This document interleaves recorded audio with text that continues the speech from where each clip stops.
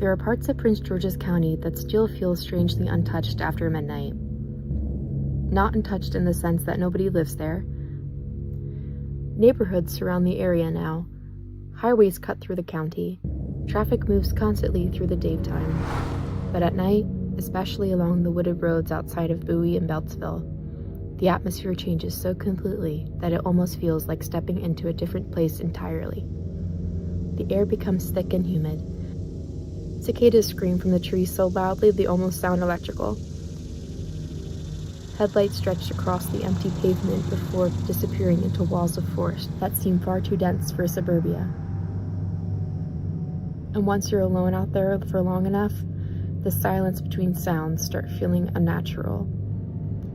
People who grew up in the area have spent decades sharing stories about those roads. Stories about drivers catching movement between the trees where there shouldn't have been anyone standing. Stories about parked cars hearing something large moving slowly through the woods beside them without ever fully revealing itself.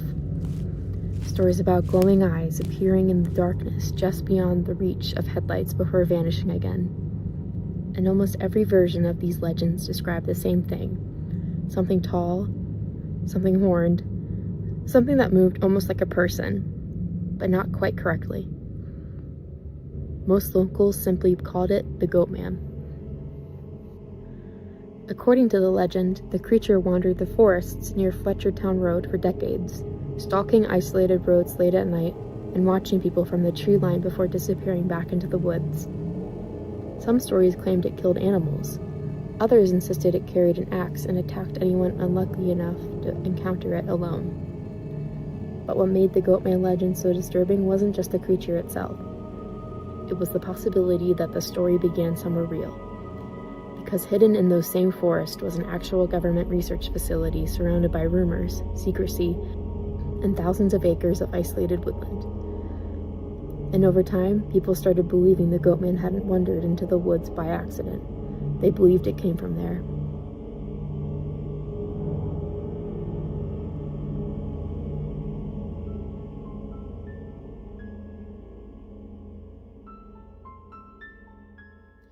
Today, Prince George's County feels overwhelmingly suburban.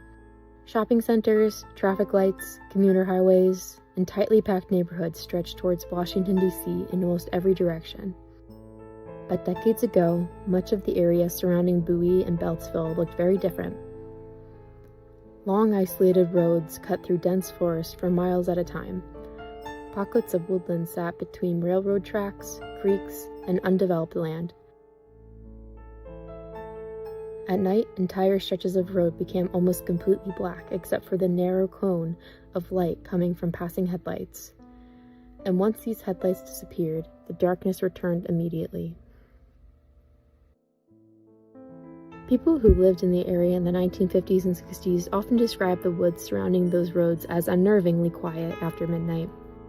The farther you drive from your neighborhood, the more isolated everything began to feel. It was the kind of environment where fear spread easily. Teenagers frequently gathered along isolated roads outside Bowie late at night, looking for privacy, abandoned structures, or simply something exciting to do. Before social media and smartphones, local legends traveled through conversations, rumors, and dares passed between generations of suburban kids. Eventually, stories started circulating about certain roads people should avoid after dark. One of those roads was Fletchertown Road. Even today, locals still mention the area with a strange sense of unease. Thick forests surround sections of the road, and at night, the tree line feels unnaturally close to the pavement, almost as if the woods are pressing inward. According to a local legend, that's where people first started seeing Goatman. The earliest stories about the Goatman began appearing sometime in the late 1950s, although tracing the exact origin of the legend is nearly impossible. Like most urban folklore, the story evolved gradually through rumor, exaggeration, and repetition. Some of the earliest reports describe drivers spotting a tall figure standing motionless near the edge of the road before disappearing into nearby woods. Others claimed they saw glowing eyes reflecting back at them from the darkness between trees late at night. At first, the story sounded vague enough to dismiss. But over time, the details became increasingly disturbing. residents began connecting the creature to reports of missing pets and mutilated animals discovered near woods outside Bowie. Teenagers describe hearing strange sounds while parked along isolated roads after midnight, including heavy footsteps moving slowly through the woods nearby or scratching noises dragging across the roofs of their cars. One of the most famous stories connected to the Goatman involved couples parked alone late at night near the forest.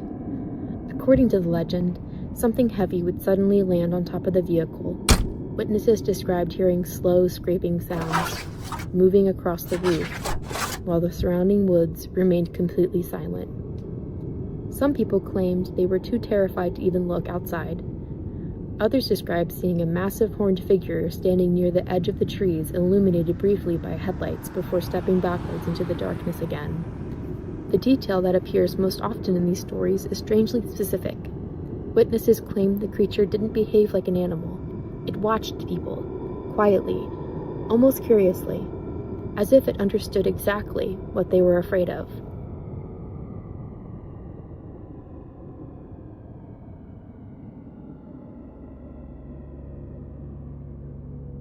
Whether any of these encounters actually happened is impossible to determine.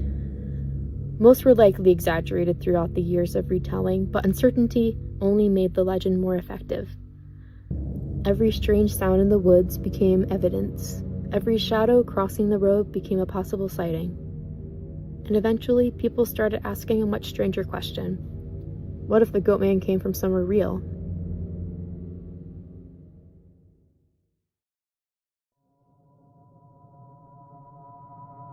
Hidden within the forest surrounding Beltsville was a real government facility known as the Beltsville Agricultural Research Center. Operated by the United States Department of Agriculture, the property stretched across thousands of acres containing laboratories, animal testing facilities, fenced-off woodland, research buildings, and isolated service roads disappearing into the trees. During the Cold War, the facility already carried an unsettling reputation among some locals. Most residents living nearby had little understanding of what happened there, and the sheer size of the property made it feel strangely disconnected from the suburban neighborhoods surrounding it, especially at night. Fluorescent lights glowing behind distant windows, empty parking lots, security fences vanishing into darkness, long stretches of road winding throughout forests where almost nobody seemed to be around after midnight. It didn't take much for people's imaginations to begin filling in the gaps. According to the most famous version of the legend, the scientists working at the facility had been conducting experimental research involving goats and genetic mutation. Some versions claim the experiments involved radiation exposure or chemical testing during the height of the Cold War paranoia. Others described attempts to engineer stronger livestock through biological experimentation. Eventually, the story evolved into something much darker. A human-animal hybrid experiment. Something unnatural. Something that escaped. Depending on who told the story, the scientist either transformed into the creature himself or accidentally created something violent that fled into the surrounding forests.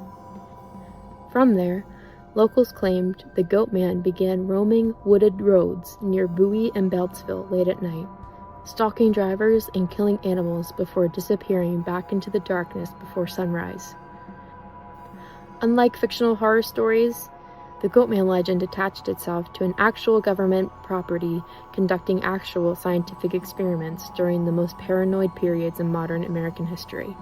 And during the 1960s and 70s, Americans were becoming increasingly distrustful of scientific institutions and federal agencies. Stories involving radiation testing, classified military projects, chemical exposure, and secret experimentation fueled growing fears that dangerous things might be happening behind closed doors without public knowledge. And because of that atmosphere, the Goatman stopped feeling like a simple monster story. It started feeling possible.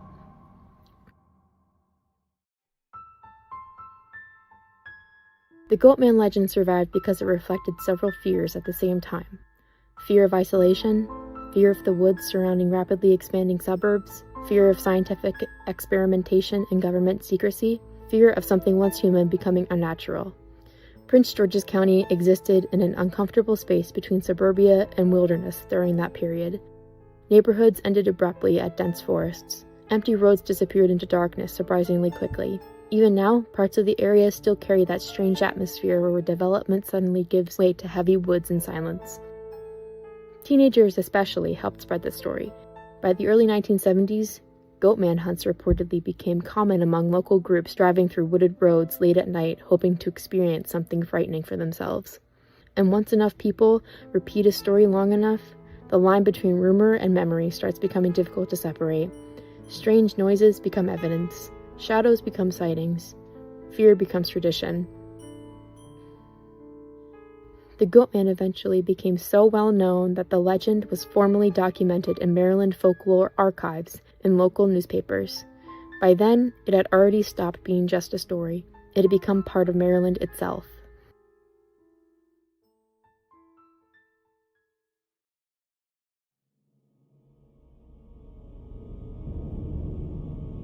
Maybe the Goatman never existed at all. Maybe the entire legend grew out of boredom, fear, Cold War paranoia, and decades of exaggerated storytelling passed between generations of Maryland teenagers driving empty roads late at night. But the reason the story survived for so long has very little to do with whether people fully believed it. The story survives because certain places still feel capable of hiding something. Real forests, real isolation, real government facilities hidden behind fences and trees, real roads where headlights only illuminate a few feet ahead before disappearing into darkness again. And on certain nights, when the roads are completely still and the road ahead feels strangely empty, it becomes easy to understand why the legend endured. Because deep down, most people know how vulnerable darkness can make ordinary places feel. Especially when you start imagining something standing silently just beyond the tree line watching you pass, waiting for your headlights to disappear.